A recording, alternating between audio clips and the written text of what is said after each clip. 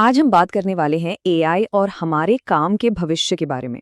और ये सिर्फ टेक्नोलॉजी की बात नहीं है, ये कहानी है हम इंसानों की। शुरुआत करते हैं एक चौंकाने वाले नंबर से 40%। जी हाँ, आईएमएफ यानी इंटरनेशनल मॉनेटरी फंड का कहना है कि दुनिया की करीब करीब 40% नौकरियां आर्टिफिशियल इंटेलिजेंस के असर में आने वाली हैं। ये कोई छोटी मोटी बात नहीं है, ये एक बहुत बड़ी लहर है जो हमारी तरफ आ रही है। और रुकिए, बात यहीं खत्म नहीं होती। गोल्डमैन सैक्स का तो ये भी अनुमान है कि दुनिया भर में 300 मिलियन मतलब 30 करोड़ नौकरियों पर एआई का खतरा है। 30 करोड़! जरा सोचिए ये कितना बड़ा नंबर है। ये बदलाव हर एक इंडस्ट्री को छूने वाला है। अब ये जो बड़े बड़े ग्लोबल नंबर हैं, ये सुनने में थोड़े एब्स्ट्रैक्ट से लगते हैं ना? तो चलिए इन आंकड़ों के पीछे की असली कहानी को समझने के लिए एक ठोस उदाहरण देखते हैं, और वो है भारत का बिजनेस प्रोसेस आउटसोर्सिंग, या जिसे हम बीपीओ सेक्टर कहते हैं। देखिए, दशकों तक भारत का जो बीपीओ सेक्टर था वो हमारे मिडिल क्लास की रीढ़ की हड्डी था। $50 बिलियन की इंडस्ट्री, इसने लाखों लोगों को नौकरियां दी, एक स्थिर जिंदगी दी, और इसी ने हमारे देश के मिडिल क्लास को बनाने में बहुत बड़ा रोल निभाया। लेकिन अब तस्वीर पूरी तरह बदल रही है। एक एक्सपर्ट ने तो यहाँ तक कह दिया है कि बीपीओ सेगमेंट दुर्भाग्य से अब म्यूजियम में जाने वाला है। मतलब सोचिए, जो इंडस्ट्री इतनी फल फूल रही थी वो अब इतिहास बनने की कगार पर है।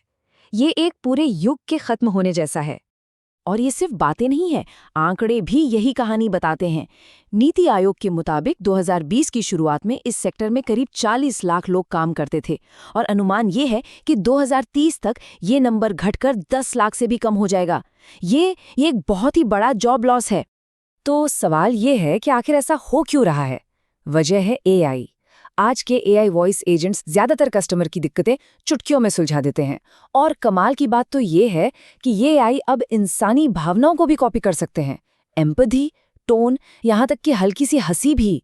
साथ ही साथ ये बैकएंड का सारा डेटा एंट्री का काम भी कर लेते हैं। मतलब डबल काम। तो और नौकरियां गईं। और ये सब इतना धीरे धीरे हुआ कि ये हमारी नजर से ही निकल गया। और देखिए, कंपनियों के लिए तो ये सीधी सीधी इकोनॉमिक्स है। एक इंसान को काम पर रखने का खर्चा है करीब $6 प्रति घंटा, वहीं एक एआई एजेंट का खर्चा सिर्फ $1.5। तो जाहिर है कंपनियों का रेवेन्यू 5 से 6 गुना बढ़ जाता है।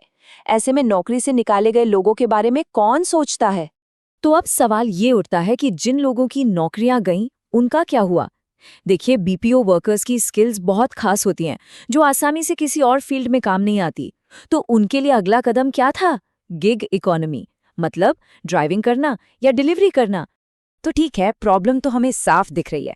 अब बात करते हैं इसके एक बड़े और कुछ हद तक क्रांतिकारी समाधान की, जिसकी आजकल बहुत चर्चा हो रही है, और वो है यूनिवर्सल बेसिक इनकम यानी यूबीआई। तो ये यूबीआई है क्या भला? बहुत सिंपल है। ये एक ऐसी सरकारी पॉलिसी है जिसमें हर नागरिक को हर महीने एक फिक्स्ड रकम दी जाती है, बिना किसी शर्त के, चाहे वो नौकरी कर रहा हो या नहीं। मकसद ये है कि हर किसी के पास जीने के लिए एक बेसिक इनकम तो हो।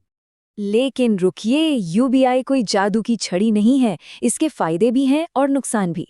एक तरफ ये बेरोजगारी से लड़ने में मदद कर सकता है, सरकारी स्कीमों के झंझट को कम कर सकता है, और लोगों को अपना कुछ नया शुरू करने का हौसला दे सकता है।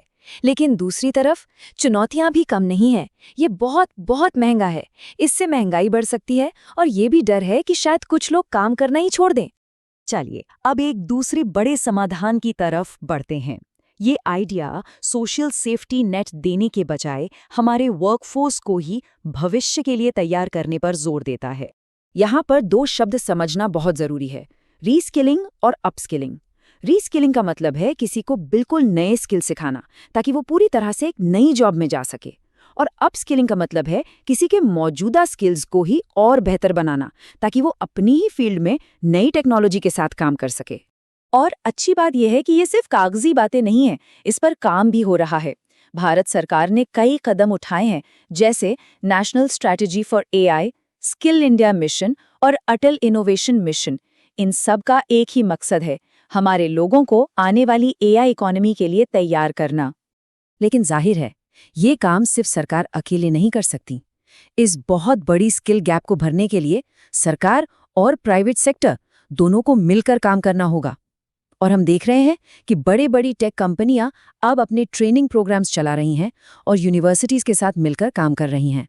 तो अब हम एक तरह से एक दोराहे पर खड़े हैं। हमने दो बड़े रास्ते देखे। एक है यूबीआई, जो एक तरह का सोशल सेफ्टी नेट है, और दूसरा है रीस्किलिंग, यानी लोगों को भविष्य के लिए तैयार करना। और यहीं पर इस पूरी बातचीत का सबसे बड़ा सवाल सामने आता है। एआई के इस नए दौर में हमारे सामने चॉइस क्या है? क्या हम इस बदलाव से निपटने के लिए नए सोशल सेफ्टी नेट बनाएं, या फिर हम अपने वर्कफोर्स को ही इतने बड़े पैमाने पर तैयार करें कि वो इस बदलाव का हिस्सा बन जाए? और ये सवाल हमें एक बहुत ही गहरे और ज़रूरी मुद्दे पर लाकर छोड़ देता है। जैसे जैसे एआई हमारी दुनिया को ऑटोमेट करता जा रहा है, एक समाज के तौर पर हमारी बड़ी जिम्मेदारी क्या है? क्या हमें लोगों को एक इनकम की गारंटी देनी चाहिए, या फिर एक अवसर, एक मौके की गारंटी देनी चाहिए? ये एक ऐसा सवाल है जिस पर हम सबको सोचना होगा।